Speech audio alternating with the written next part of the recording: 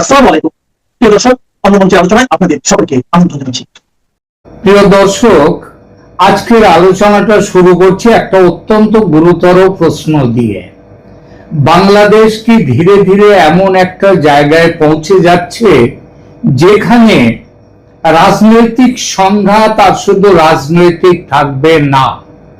আমি এখনই বলছি না যে বাংলাদেশে গৃহযুদ্ধ শুরু হয়ে গেছে, কিন্তু কয়েকটি ঘটনা পাশাপাশি সাজিয়ে দেখুন। প্রথমত, শেখ হাসিনা ঘোষণা করেছেন তিনি দেশে ফিরবেন, আর বাংলাদেশের সরকার স্পষ্টত হাসিনার ফিরে আসার ঘোষণায় ভীত। একদিকে সরকার বলছে তিনি ফিরলে নিরাপত্তা দেয়া হবে, আবার ভারতের কাছে দাবি করছে তাকে প্রত্যর্পণ বা এক্সট্রাডাইট করা হোক। বলছে দেশে ফিরলে তাকে বিচারের মুখোমুখি হতে হবে। হাসিনা নিজে যদিও বলছেন যে তিনি তো বিচার ব্যবস্থার মুখোমুখি হবেন, তাহলে এই হাসিনার ফেরা নিয়ে গোলমালটা পাকানো হচ্ছে কেন? সমস্যাটা কোথায়?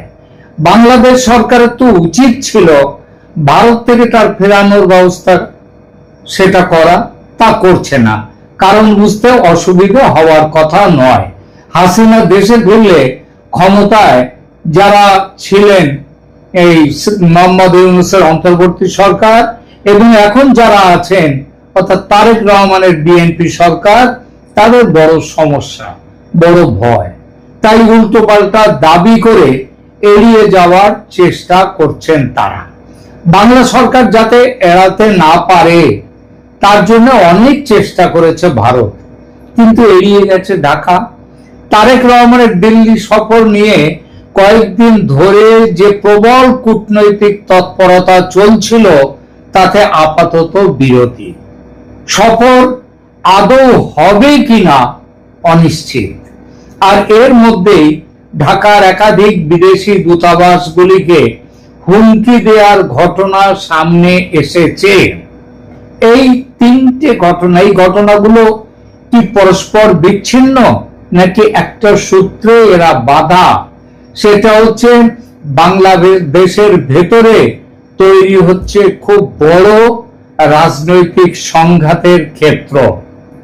এই ক্ষেত্রগুলো, এই সংঘাত, এই বিস্ফোরণ কোথায়? প্রথম বিস্ফোরণ শেখ হাসিনার প্রত্যাবর্তন। বাংলাদেশের রাজনীতিতে এই মুহূর্তে সবচেয়ে বড় প্রশ্ন সম্ভবত শেখ হাসিনা।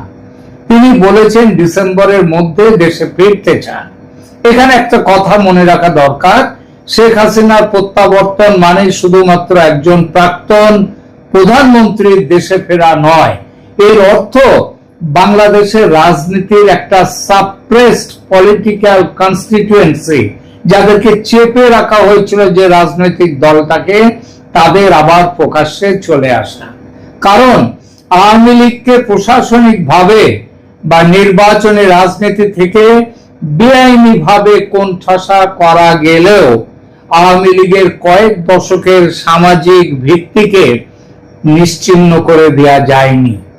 যত দিন যাচ্ছে আওয়ামী লীগের প্রাসঙ্গিকতা তত তীব্র হচ্ছে, মানুষের ভেতর তত আসছে এই প্রত্যাশা শেখ হাসিনা কবে দেশে ফিরবেন।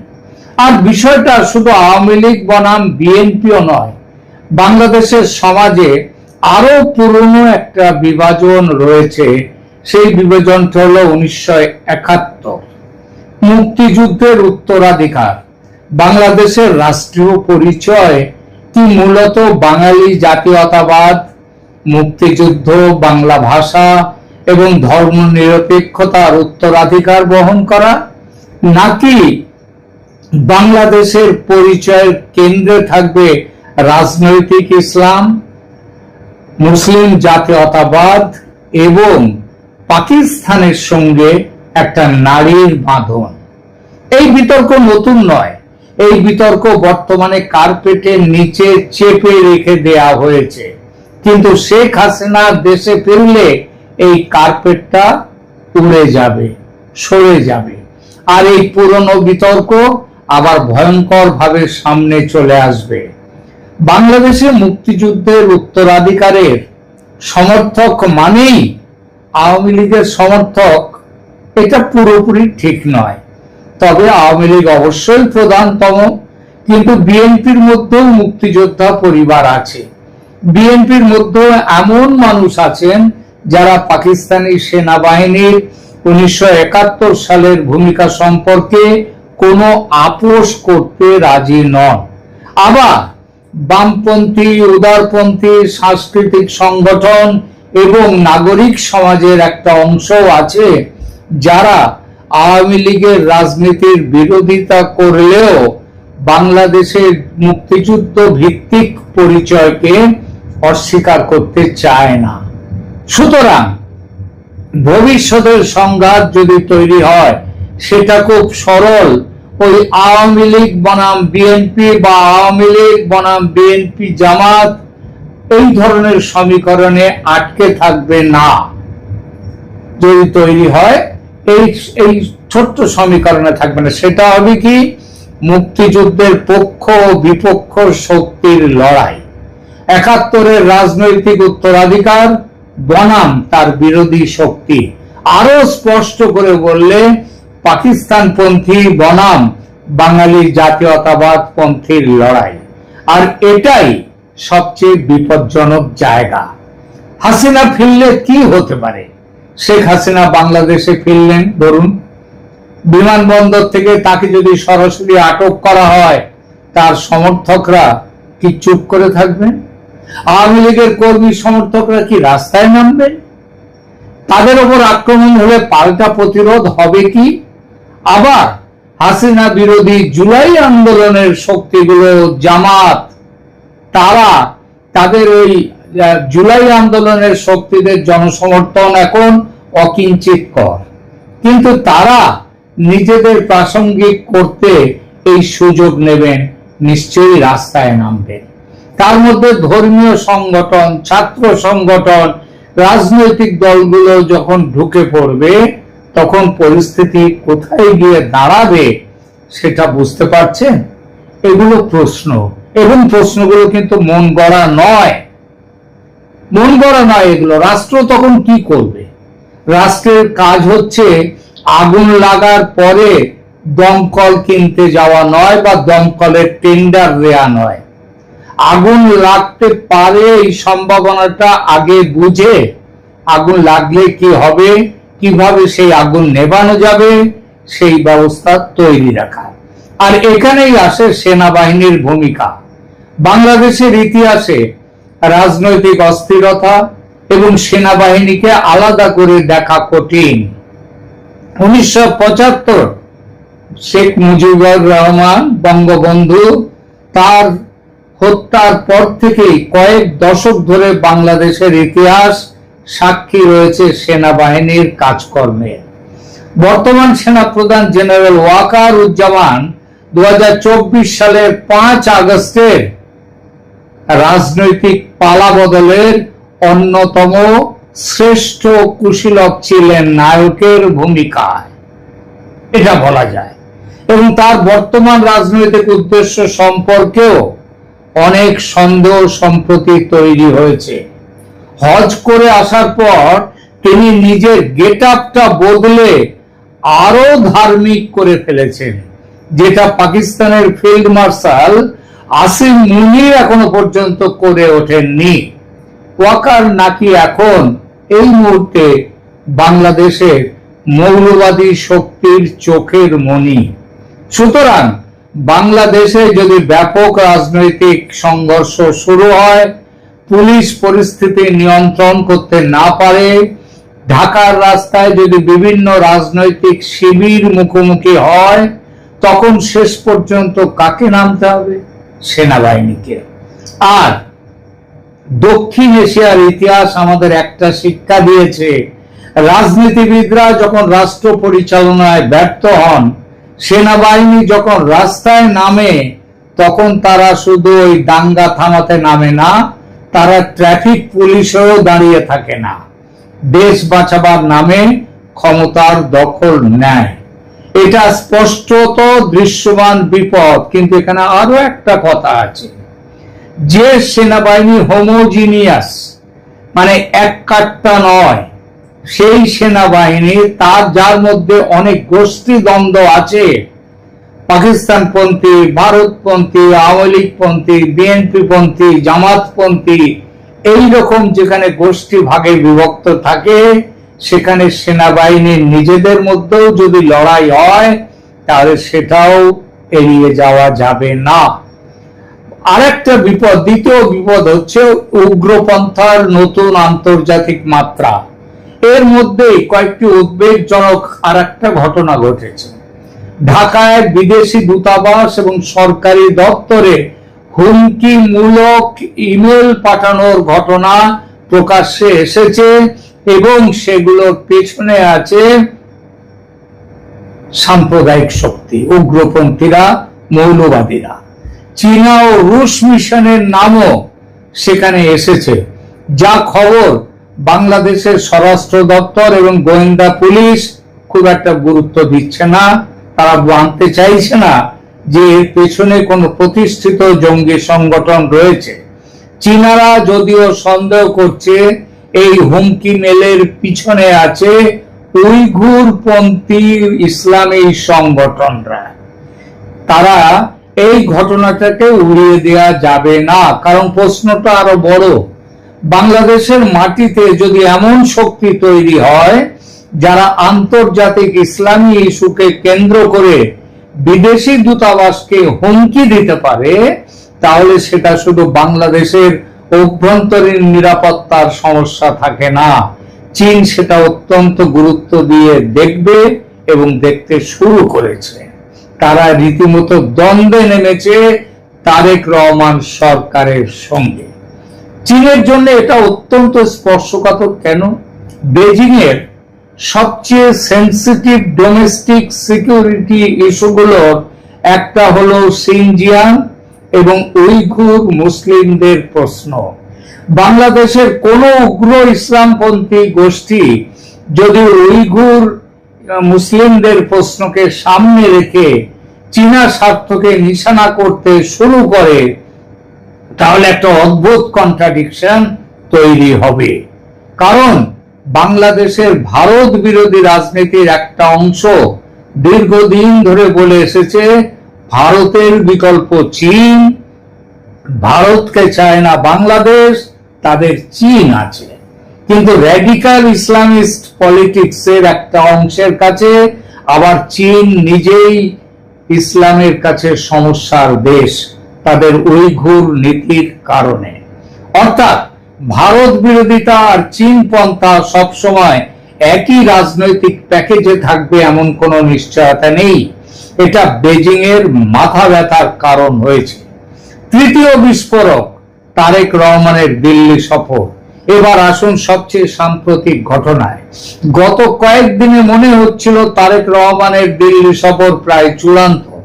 23 থেকে 25 আগস্ট সম্ভাব্য সফরের কথাও ভারতীয় সংবাদ মাধ্যমে এসেছিল। এমনকি রাষ্ট্রপতি ভবনের একটি বিজ্ঞপ্তিকে ঘিরেও জল্পনা তৈরি হয়, পরে সেটা প্রত্যাহার করা হয়। কিন্তু ঢাকা এখনো সফর নিশ্চিত করেনি। বাংলাদেশের প্রধানমন্ত্রীর প্রেস সচিব জানিয়েছেন ভারত বাংলাদেশ সম্পর্কের কিছু অমীমাংসিত বিষয় রয়েছে এবং তার জন্য সফরের অনুকূল পরিবেশ প্রয়োজন। সেই অনুকূল পরিবেশের জন্য এমন দুটি দাবি দিয়েছে বাংলাদেশ যা মেনে নেওয়া ভারতের পক্ষে অসম্ভব। অর্থাৎ সফরের দরজা প্রায় বন্ধ। কেন এত গুরুত্বপূর্ণ ছিল এই সফর? কারণ দিল্লির সঙ্গে ঢাকার একটা পলিটিক্যাল রিসেট দরকার। এটা ভারতেরও দরকার, বাংলাদেশেরও দরকার। এবং এই দরকার শেখ হাসিনার দেশে ফেরার ব্যবস্থা পাকা করার জন্য। কারণ অন্তর্ভুক্তিমূলক রাজনীতি বাংলাদেশে না এলে বাংলাদেশের পতন আরো শীঘ্র হবে। সেই জন্যে ভারত সেই কারণে এতটা ঝুঁকে পড়ে নতি স্বীকার করে তারেকের সফরটা চাইছিল। এবং এই ভারতের এই নতি স্বীকারের জন্য ভারত সরকার ভারতের মধ্যে তারা সমালোচিত হচ্ছে। এমনকি অর্গানাইজারের প্রাক্তন সম্পাদক এবং আরএসএস ইডিওলগ সেই শেষাদ্রিচারী, তিনি তো বলেছেন ভারতের এতটা ঝুঁকে পড়ার কোনো দরকার ছিল না, কিন্তু ভারত চাইছিল একটা বড় বিপদের হাত থেকে বাংলাদেশকে বাঁচাতে, সঙ্গে সঙ্গে নিজেও বাঁচতে, যাতে শেখ হাসিনার দেশে ফেরার পর রাজনৈতিক আবহাওয়া গরম না হয়, যাতে গৃহযুদ্ধের পরিস্থিতি তৈরি না হয়, কিংবা এমন পরিস্থিতি তৈরি হলে, যদি তেমন পরিস্থিতি তৈরি হয়, তাহলে যেন কন্ট্রোল করা যায় সেই পরিস্থিতিকে। সেই আলোচনার জন্যই তারেক রহমানকে ডাকা হয়েছিল। কিন্তু সমস্যা হচ্ছে বাংলাদেশের ডোমেস্টিক পলিটিক্স। ভারতের সঙ্গে সম্পর্ক স্বাভাবিক করার চেষ্টা করলে বাংলাদেশের একটা অংশ প্রশ্ন তোলে, হাসিনার কি হবে, ভারত তাকে কেন ফেরাচ্ছে না, আর তারেক রহমান দিল্লিতে গেলে বিরোধীরা সেটাকে কিভাবে ব্যবহার করবে। এই হিসাবও নিশ্চয়ই বিএনপিকে করতে হচ্ছে। তাই এক পা এগোচ্ছেন তারেক, তো দু পা পিছিয়ে যাচ্ছেন। বিএনপির সবচেয়ে বড় পরীক্ষা এখানেই। বিএনপি এখন সরকারে, বিরোধী দলের থেকে অনেক কথা বলা যায়, কিন্তু সরকারে বসলে সব কথা বলা যায় না, এটা কিন্তু এখনো শিখতে পারেননি তারেক রহমান। সরকারে বসলে তাকে দেখতে হবে বিদ্যুৎ, ডিজেল, সীমান্ত সামলানো, বাণিজ্য, এবং সবচেয়ে গুরুত্বপূর্ণ দেশের ভেতরের রাজনৈতিক বিস্ফোরণ কিভাবে আটকে রাখা যাবে। তারেক রহমানকে সম্ভবত এখন এই বাস্তবতার মুখোমুখি হতে হচ্ছে। কিন্তু ভারতের এত কেন মাথা ব্যথা, ভারতের কেন এত বড় ভয়? অনেকেই এই প্রশ্নটা দিলেন, ভারত কেন এত ভয় পাচ্ছে, এত চেষ্টা করছে কেন? কারণ বাংলাদেশে যে কে ক্ষমতায় থাকবে সেটা ভারতের একমাত্র চিন্তা নয়। ভারতের সবচেয়ে বড় চিন্তা স্ট্র্যাটেজিক নাইট মেয়ার, মানে দুঃস্বপ্ন, সেটা হলো কি একটা অস্থিতিশীল বাংলাদেশ। কারণ বাংলাদেশের গৃহ সংঘাত বাংলাদেশের সীমান্তে থেমে থাকবে না। শরণার্থীর ঢল আসবে পশ্চিমবঙ্গ, ত্রিপুরা, অসম, মেঘালয়ে। সীমান্তে অস্ত্র পাচার বাড়বে। উগ্রপন্থী সংগঠনগুলো সুযোগ নেবে। ভারতের উত্তর পূর্বাঞ্চলের নিরাপত্তার উপর চাপ তৈরি হবে। চীন এবং পাকিস্তানও নিজেদের স্ট্র্যাটেজিক ইন্টারেস্ট অনুযায়ী পরিস্থিতির সুবিধা নেওয়ার চেষ্টা করবে। সুতরাং বাংলাদেশের স্ট্যাবিলিটি ভারতের কাছে কোনো দয়া নয়, চ্যারিটি নয়, এটা ভারতের নিজের ন্যাশনাল সিকিউরিটির ইন্টারেস্ট।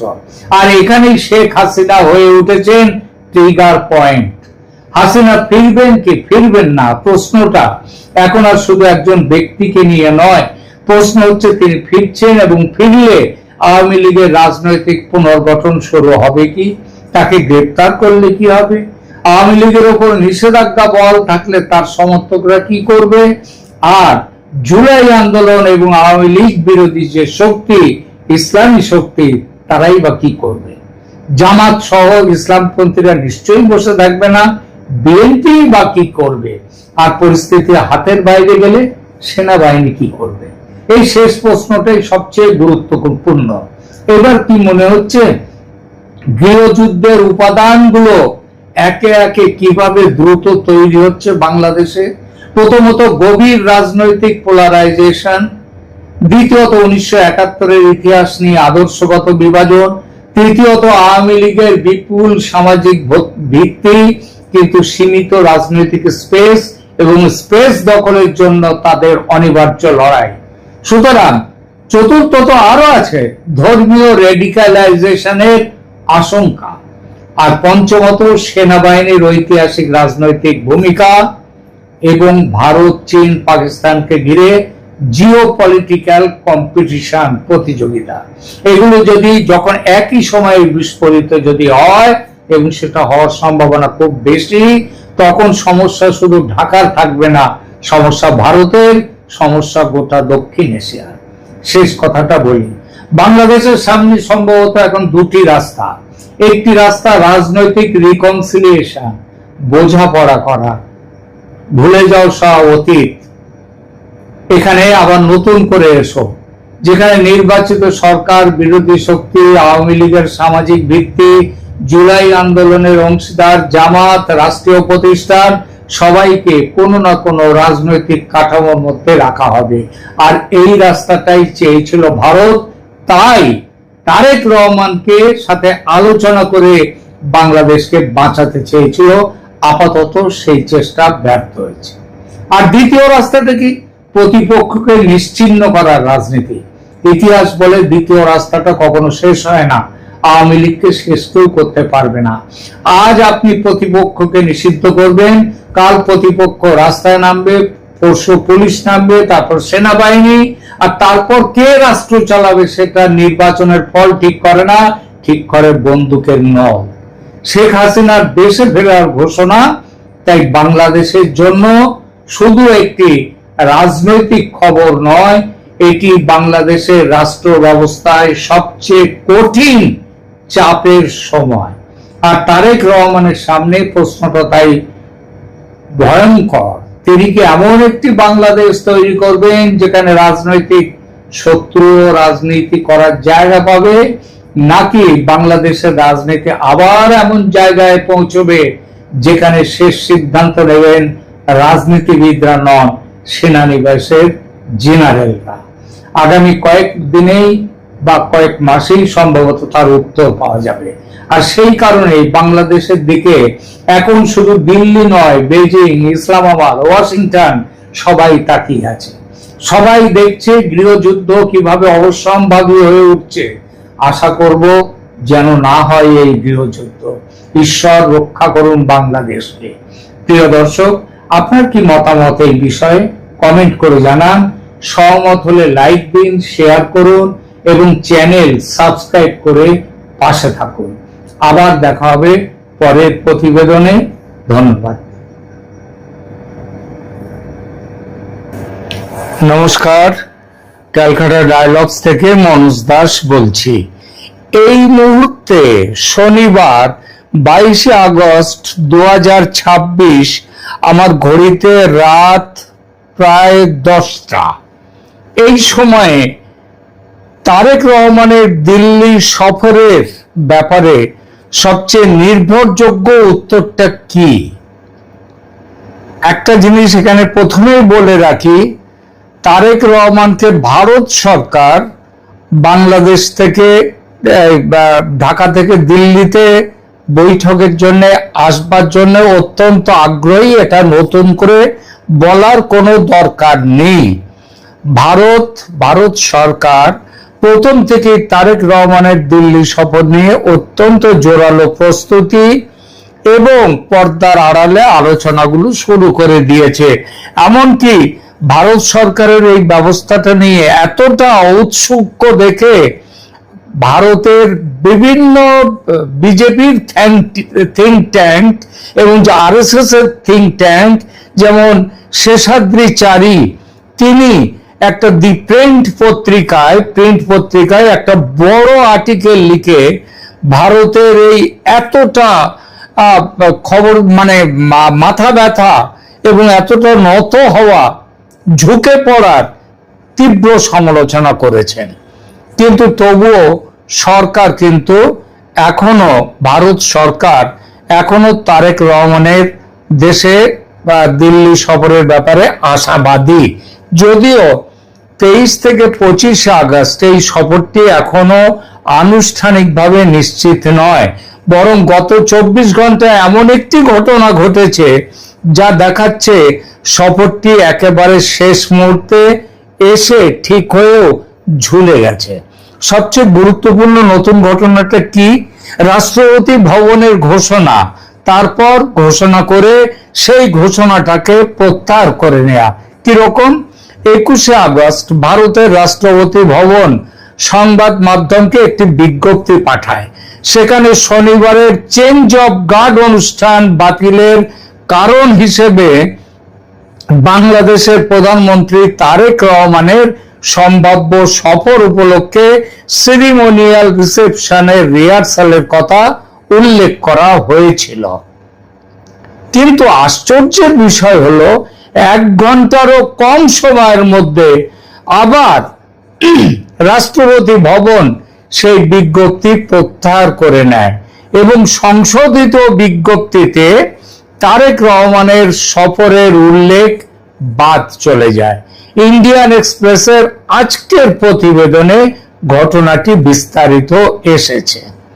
এরপরে এই ঘটনাটাই আমার কাছে সবচেয়ে তাৎপর্যপূর্ণ, কারণ রাষ্ট্রপতি ভবনে বিদেশি রাষ্ট্রপ্রধান বা বিদেশি সরকার প্রধানকে আনুষ্ঠানিক অভ্যর্থনার রিহার্সাল সাধারণত নিছক সংবাদ মাধ্যমের জল্পনার ভিত্তিতে হয় না।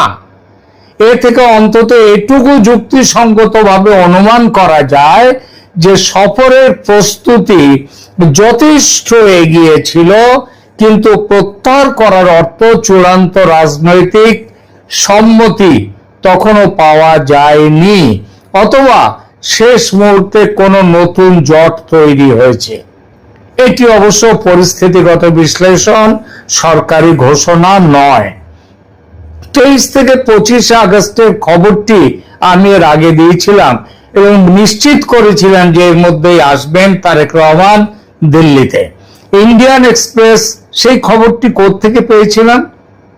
ইন্ডিয়ান এক্সপ্রেস জানিয়েছিল, রয়টার্স জানিয়েছিল তারেক রহমান 23 থেকে 25 আগস্টের মধ্যে দিল্লি আসতে পারেন। রয়টার্স সেই রিপোর্টের ভিত্তিতে ঢাকা ও দিল্লির কাছে বিষয়টি আমরা যাচাই করি। রয়টার্সকে তারেক রহমানের প্রেস সচিব এএম সালে পরিষ্কার জানিয়েছিলেন সফরের বিষয়ে কোনো চূড়ান্ত সিদ্ধান্ত হয়নি বটে, তবে ঢাকা শেখ হাসিনা এবং কয়েকজনের প্রত্যর্পণের যে অনুরোধ করেছে সে বিষয়ে ভারতের জবাবের অপেক্ষায় রয়েছে বাংলাদেশ। অর্থাৎ তারিখটা কনফার্ম সফর সূচির মধ্যে নেই। দিল্লি কিন্তু এখনো মুখ খুলছে না। ভারতের বিদেশ মন্ত্রকের মুখপাত্র রণধীর জয়সওয়াল শুক্রবার সরাসরি প্রশ্নের উত্তরে বলেছেন এই বিষয়ে তার জানানোর মতো কোনো আপডেট নেই, আপডেট এলে জানানো হবে, এটাই বলেছেন তিনি। এটিও গুরুত্বপূর্ণ, কারণ সফর যদি 23 আগস্ট থেকে শুরু হয় তাহলে 21-22 আগস্ট পর্যন্ত মিনিস্ট্রি অফ এক্সটার্নাল অ্যাফেয়ার্স এর আনুষ্ঠানিকভাবে সফর ঘোষণা না করা স্বাভাবিক রাষ্ট্রীয় সব সফরের ক্ষেত্রে খুবই অস্বাভাবিক। কিন্তু সফরটি বাতিল হয়ে গেছে এ কথাও কেউ বলছে না, কোন সরকারই বলছে না। এখানেই পরিস্থিতি বেশ আকর্ষণীয়। আজকের আরো একটা রিপোর্টে বলা হচ্ছে তারেক রহমানকে ভারত সফরে আনার চেষ্টা এখনো চলছে। সম্ভাব্য 23-24 আগস্ট সফরের জন্য সেরিমোনিয়াল ওয়েলকাম এবং ব্যাংকোয়েট সহ প্রস্তুতিও শুরু হয়েছিল বলে হিন্দুস্তান টাইমস ভিত্তিক প্রতিবেদনে দাবি করা হয়েছে। অন্যদিকে বাংলাদেশের সংবাদ মাধ্যমেও রাষ্ট্রপতি ভবনের ভারতের রাষ্ট্রপতি ভবনের বিজ্ঞপ্তি প্রকাশ ও সেই বিজ্ঞপ্তি প্রত্যাহারের ঘটনাটা নিয়েও প্রবল জল্পনা চলছে। আর কয়েকদিন আগেই রয়টার্স জানিয়েছিল ঢাকা বলছে সফরের আগে একটা অনুকূল পরিবেশ তৈরি করতে হবে। ঢাকা বলছে শেখ হাসিনার প্রশ্ন তার কেন্দ্রে রয়েছে, তাহলে ভারত তো শেখ হাসিনাকে প্রত্যর্পণ করবেন না, তিনি নিজেই ফিরে যাবেন। তাহলে ছবিটা কি দাঁড়াচ্ছে? আমার মূল্যায়নে 3টি স্তর আলাদা করে দেখা দরকার। যা নিশ্চিত হলো কি, ভারত ও বাংলাদেশ তারেক রহমানের দিল্লি সফর নিয়ে আলোচনা করছে। সফরের প্রস্তুতি এমন পর্যায়ে গিয়েছিল যে রাষ্ট্রপতি ভবনের সেরিমোনিয়াল রিসেপশন রিহার্সালের বিজ্ঞপ্তিতেও তার সফরের উল্লেখ চলে আসে। কিন্তু ঢাকা এখনো আনুষ্ঠানিক সম্মতি ঘোষণা করেনি এবং দিল্লিও সফর সূচি প্রকাশ করেনি, যা খুবই সম্ভাব্য। তাহলে কি ভারত সফরটি করাতে আগ্রহী এবং দিল্লিতে প্রশাসনিক প্রস্তুতিও শুরু হয়ে গেছে, চূড়ান্ত হয়ে গিয়েছিল। 23 থেকে 25 আগস্ট একটা বাস্তব সম্ভাব্য উইন্ডো ছিল। নিছক সংবাদ মাধ্যমের বানানো তারিখ বলে এটা যেন কেউ মনে না করেন এবং আমরা বানিয়েছি এমন কথা কেউ বলবেন না। তবে যা এখনো বলা যাবে না যে তারেক রহমান নিশ্চিতভাবে 23 আগস্ট দিল্লি আসছেন কিনা। এই বাক্যটির পক্ষে এই মুহূর্তে সরকারি কোনো কনফার্মেশন নেই। আর একটা বিষয় লক্ষণীয়, রাষ্ট্রপতি ভবনের প্রথম বিজ্ঞপ্তিটি ভুল করে বেরিয়ে যাওয়া এবং তারপর দ্রুত প্রত্যাহার সম্ভবত এই পুরো ঘটনার সবচেয়ে বড় ক্লু। আমার মতে এর অর্থ সফরের প্রোটোকল লেভেল প্রিপারেশন পর্যন্ত চূড়ান্ত হয়েছিল, কিন্তু পলিটিক্যাল লেভেল গ্রিন সিগন্যাল এখনো পুরোপুরি ঠিক হয়নি, লক হয়নি। তার কারণ হচ্ছে বাংলাদেশের ঘরোয়া রাজনীতি, এবং এমন খবর আসছে পাকিস্তানের চাপ আছে। সুতরাং আজ রাতে আমি কি বলবো, দিল্লি সফরের প্রস্তুতি প্রায় সম্পূর্ণ, শেষ মুহূর্তে আটকে তারিখ। আগামী 12-14 ঘন্টা অত্যন্ত গুরুত্বপূর্ণ, কারণ 23শে আগস্ট সফর সত্যি হতে হলে খুব দ্রুতই ঢাকা অথবা দিল্লিকে আনুষ্ঠানিক ঘোষণা করতে হবে। এখনকার মতো এখানেই রাখছি। কেমন লাগলো জানাবেন, কমেন্ট করবেন, লাইক দেবেন, শেয়ার করবেন এবং অবশ্যই চ্যানেল সাবস্ক্রাইব করে পাশে থাকবেন। ধন্যবাদ।